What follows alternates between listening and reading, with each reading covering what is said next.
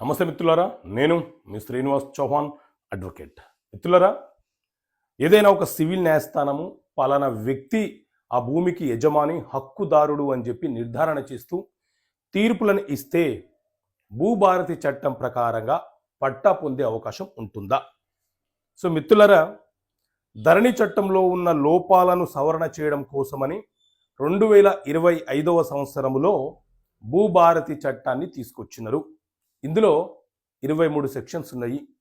అందులోని section 2 subsection 12 ప్రకారంగా ఏదైనా ఒక భూమికి సంబంధించిన వివాదము న్యాయస్థాన పరిధిలో ఉన్నప్పుడు న్యాయస్థానము దానిని విచారణ జరిపి ఆ భూమికి ఎవరు యజమాని అని నిర్ధారణ చేస్తూ జడ్జిమెంట్ తీర్పులను ఇస్తే ఆ తీర్పులను ఆధారంగా చేసుకుని భూభారతి చట్టంలోని సెక్షన్ 2 సబ్సెక్షన్ 12 ప్రకారంగా రెవెన్యూ అధికారులు తీర్పు ఎవరికి అనుకూలంగా ఉందో వారికి పట్టాలు జారీ చేయవచ్చు అని చెప్పి ఈ సెక్షన్లో చాలా వివరణ ఇవ్వడం జరిగింది.